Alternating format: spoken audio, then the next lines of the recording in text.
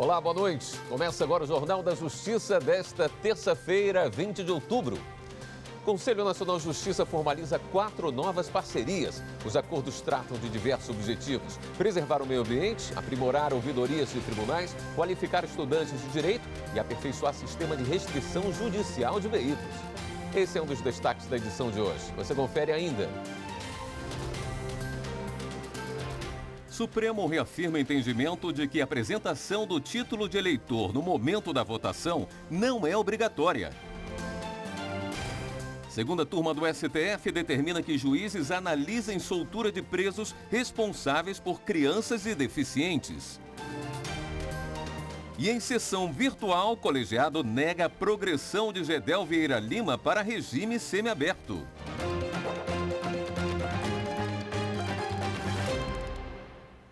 O ministro Luiz Roberto Barroso suspendeu decisão que determinou o afastamento do senador Chico Rodrigues. Com isso, o caso que seria julgado amanhã no plenário do STF foi retirado da pauta. O parlamentar investigado por suspeitas de desvios de recursos em Roraima pediu licença do Senado por 121 dias, período em que o suplente e filho dele, Pedro Arthur Ferreira Rodrigues, assume o cargo.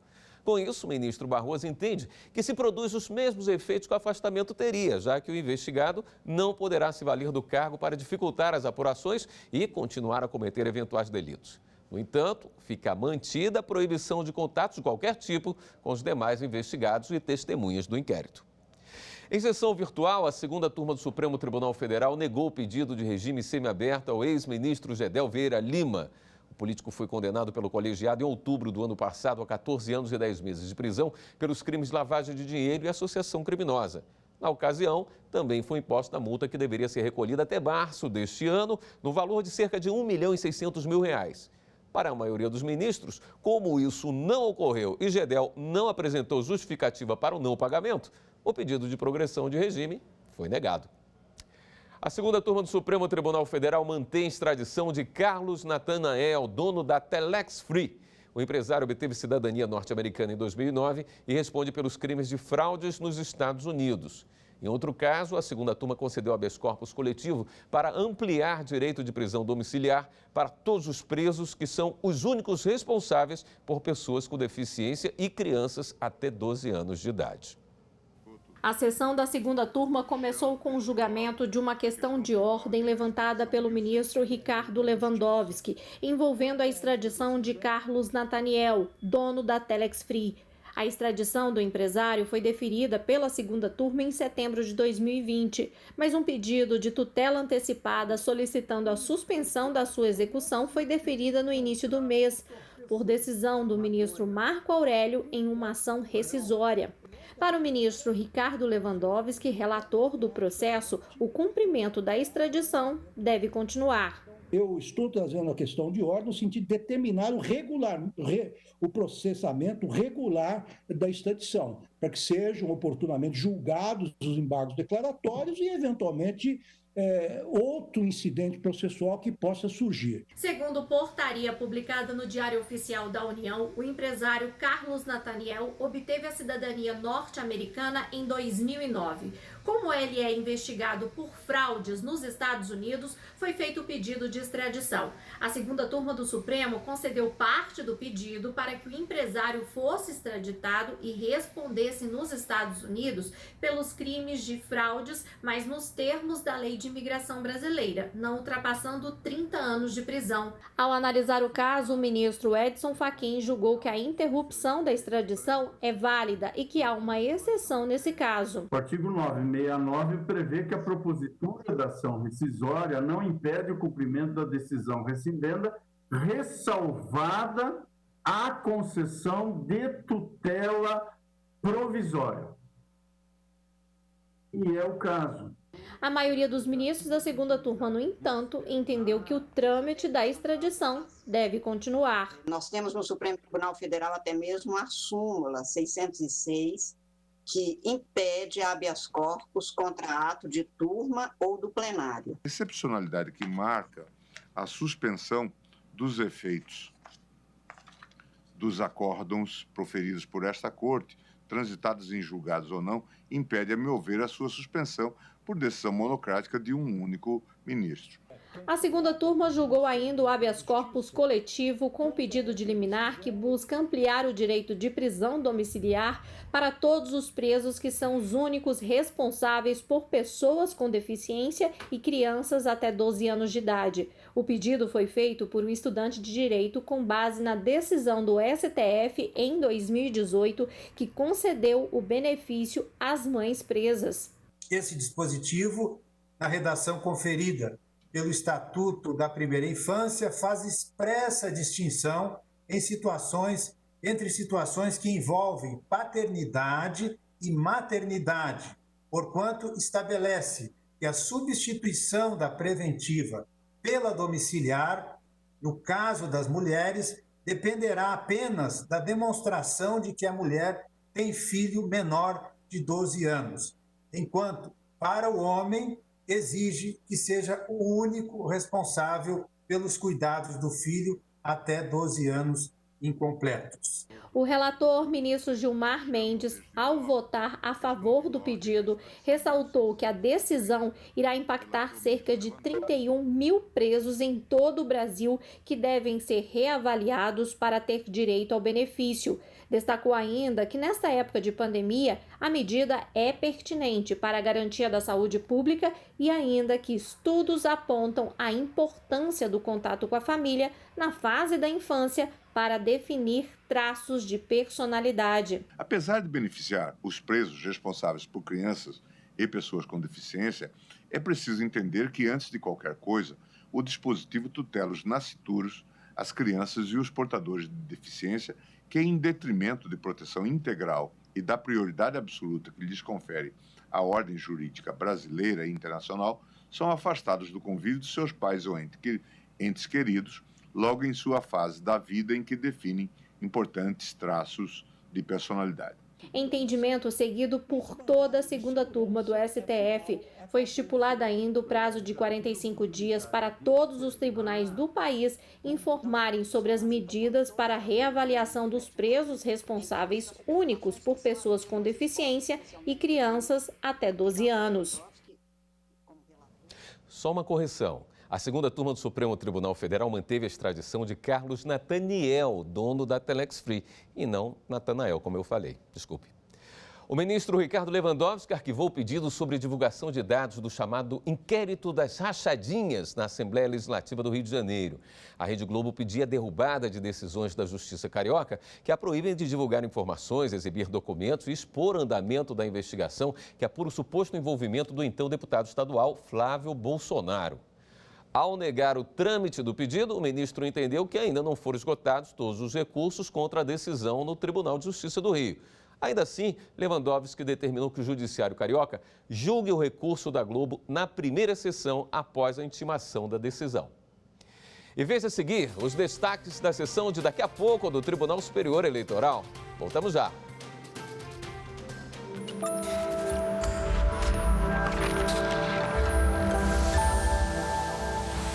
A Constituição é a tábua de valores éticos da nossa República, valores estes que se revestem de força normativa.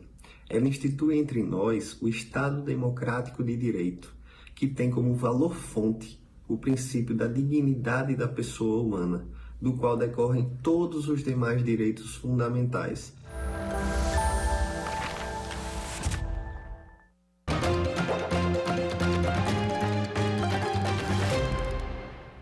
Por unanimidade, o Supremo confirmou que a apresentação do título de eleitor no momento da votação não é obrigatória. Os ministros reafirmaram o entendimento de que apenas a não apresentação de documento oficial de identificação com foto pode impedir o eleitor de votar. A norma que exigia o porte de dois documentos já estava suspensa desde 2010, após o plenário do STF deferir medida cautelar em ação ajuizada pelo PT. No julgamento do mérito da ação, realizado em sessão virtual da Corte, o plenário seguiu o voto da relatora, ministra Rosa Weber. Para ela, a exigência de apresentação do título de eleitor, além de não ser o método mais eficiente para identificar o eleitor por não conter foto, restringe de forma excessiva o direito de voto. Daqui a pouco tem sessão plenária no Tribunal Superior Eleitoral. O repórter Henrique Amaral traz mais informações sobre a sessão de hoje. A pauta de hoje tem 4 processos previstos. O destaque está na seção administrativa. Os ministros devem analisar um pedido dos movimentos Transparência Partidária e Transparência Brasil para que os extratos bancários dos partidos políticos sejam tornados públicos. Isso aconteceria junto com a entrega das prestações de contas anuais à Justiça Eleitoral. O Transparência Partidária e o Transparência Brasil afirmam que as legendas são financiadas com recursos públicos e, por isso, devem facilitar a fiscalização da sociedade. O ministro Luiz Felipe Salomão é o relator do requerimento. O Tribunal Superior Eleitoral bateu o recorde de e-títulos emitidos por hora. O aplicativo ajuda os eleitores a saber o local da votação e a justificar a ausência às urnas. 5.400 e-títulos emitidos por hora. Esse é o recorde de downloads do aplicativo da Justiça Eleitoral. Já são quase 2.300.000 e-títulos baixados.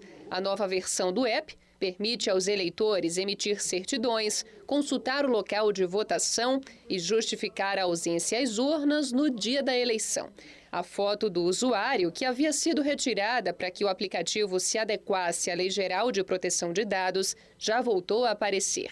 E o e-título também ganhou uma central de notificações, que envia ao eleitor mensagens de combate à desinformação e lembretes sobre as eleições. Você pode baixar o aplicativo pelas lojas virtuais em qualquer tablet ou smartphone. A Justiça Paulista determinou o bloqueio de quase 30 milhões de reais em bens do governador de São Paulo, João Dória. A decisão da 14ª Vara da Fazenda Pública do Estado foi em processo que julga suspeita de improbidade administrativa no período que Dória foi prefeito da cidade de São Paulo. O Ministério Público acusa o político de autopromoção em propaganda do programa Asfalto Novo. A defesa do governador nega as irregularidades e diz que vai recorrer da decisão. Em nova fase da Operação Lava Jato, Força Tarefa investiga grupo de funcionários da Petrobras que teria recebido 12 milhões para beneficiar empresa estrangeira em operações comerciais. Nesta nova etapa da Lava Jato, que começou hoje, foram cumpridos 7 mandados de busca e apreensão em endereços no Rio de Janeiro. Entre os alvos estão funcionários e ex-funcionários da Petrobras que trabalhavam em escritórios no Brasil e em outros países.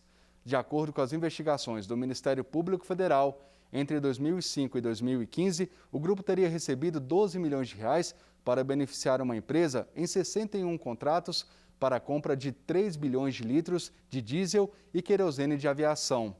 As negociações foram realizadas pelos escritórios da estatal em Londres, Singapura e Houston. E não é só isso.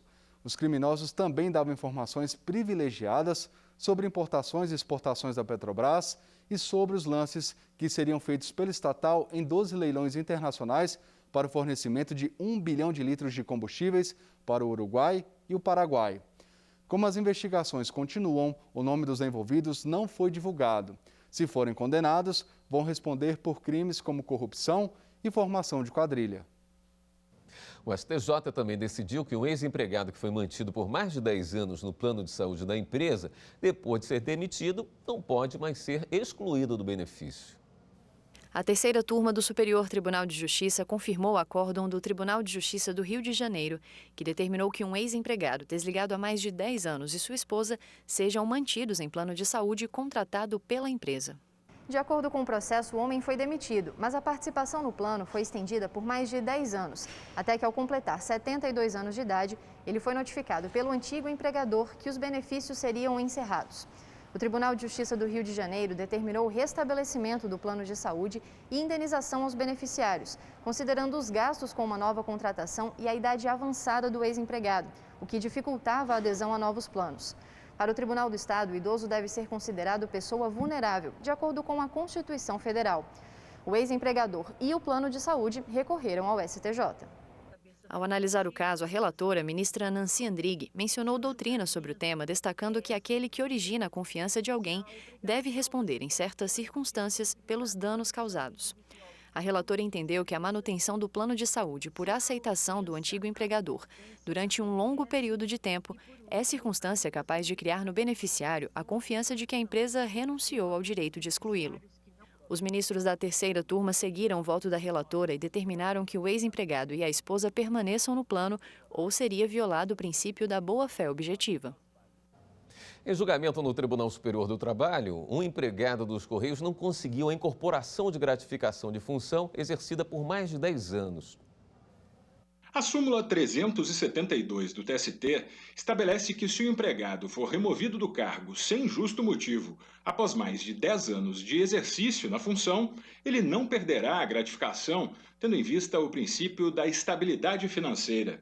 A reforma trabalhista, no entanto, acrescentou o parágrafo 2º ao artigo 468 da CLT, que prevê que a reversão ao cargo efetivo com ou sem justo motivo não assegura ao empregado o direito à manutenção do pagamento da gratificação, que não será incorporada independentemente do tempo de exercício da respectiva função. Com base na súmula 372, o Tribunal Regional do Trabalho da 9ª Região considerou ilegal a supressão da gratificação de função e concedeu ao empregado as diferenças salariais decorrentes. O relator do recurso de revista dos Correios na 4ª turma do TST, ministro Ives Gandra Filho, assinalou que a súmula 372 não tinha base na lei, mas nos princípios da habitualidade e da continuidade da jurisprudência. Segundo ele, a reforma trabalhista proibiu explicitamente a redução ou criação de direitos por súmula e deixou claro que a reversão ao cargo efetivo não dá ao trabalhador comissionado o direito à manutenção da gratificação de função, independentemente do tempo em que a tenha recebido. A decisão foi por maioria, mas ainda cabe recurso. E no próximo bloco, o presidente do Supremo determina redistribuição de inquérito sobre suposta interferência do presidente Jair Bolsonaro na Polícia Federal. Depois do intervalo.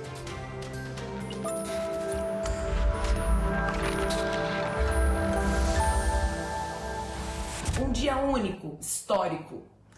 Dia 5 de outubro de 1988, a Carta Cidadã tornava-se o principal símbolo de redemocratização do nosso país.